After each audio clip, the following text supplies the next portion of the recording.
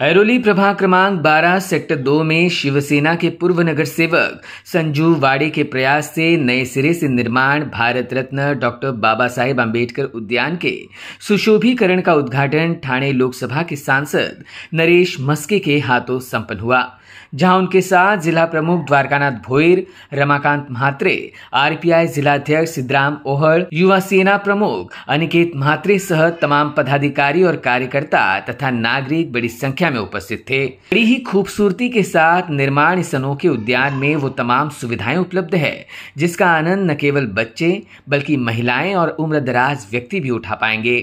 सांसद नरेश मस्के ने इस उद्यान के निर्माण काम को लाजवाब बताते हुए संजू वाड़े के कार्यों को सराहा। भारत रत्न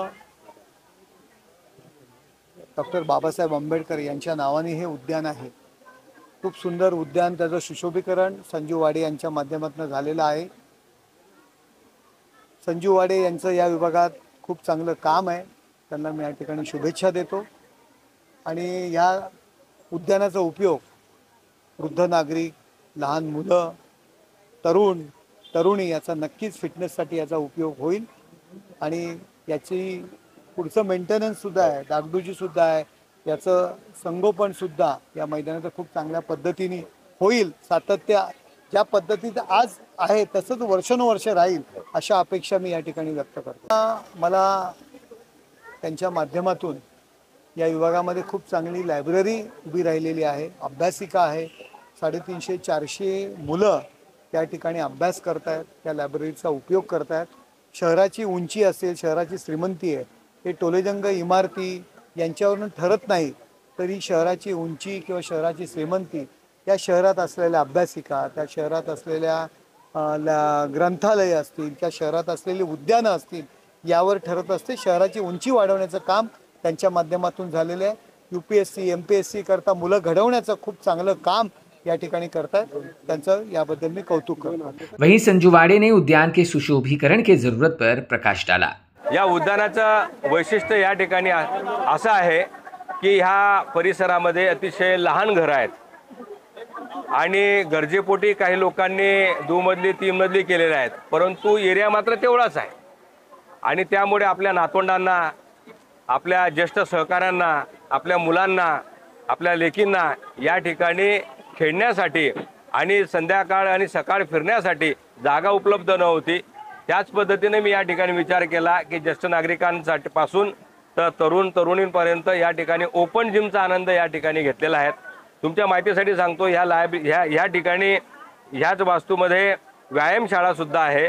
इतर व्यायामशाळांची फी डबल असते, या ठिकाणी एअर कंडिशन व्यायामशाळा असल्यानं या ठिकाणी सगळ्यात कमी किमतीची व्यायामशाळा सुद्धा आम्ही जनतेसाठी उपलब्ध करून दिलेली आहेत। त्याच पद्धतीने ह्या गार्डनमध्ये मॉर्निंग वॉक आणि इव्हिनिंग वॉकसाठी लोकांना फिरण्यासाठी जागा आहे। या ठिकाणी टॉयलेट सुद्धा या ठिकाणी आपण व्यवस्था करून दिलेली आहे। ओपन जिम आहे, मुलांसाठी खेळणी या ठिकाणी उपलब्ध करून दिली आहेत आणि ग्रीनरी जिकडे बघावं तिकडे ग्रीनरीचा कन्सेप्ट आहे। LED लाईट आहेत आणि त्या ठिकाणी CCTV आणि माईक सिस्टीम सुद्धा म्हणजे साऊंड सिस्टीम सुद्धा या ठिकाणचं नियोजन या ठिकाणी आहे। प्रशस्त असं सिक्युरिटी गार्ड या ठिकाणी असतील आणि मला खात्री आहे की या प्रभागामध्ये निश्चितपणानं हे जनता सुज्ञ आहे, ह्या जनता निश्चितपणानं वापर करतील। याच उद्देशाने आज आपल्या ठिकाणी महाराष्ट्र राज्याचे आणि ठाणे जिल्ह्याचे खासदार जे आहेत की आदरणीय या ठिकाणी मस्के साहेब या ठिकाणी आलेत, त्यांच्या हस्ते या ठिकाणी उद्घाटन झालं।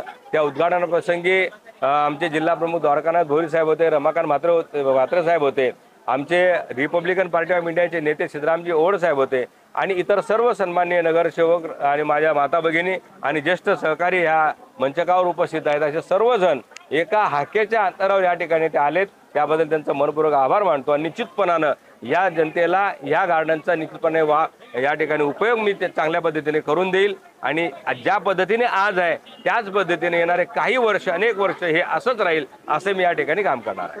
Bureau report EW network.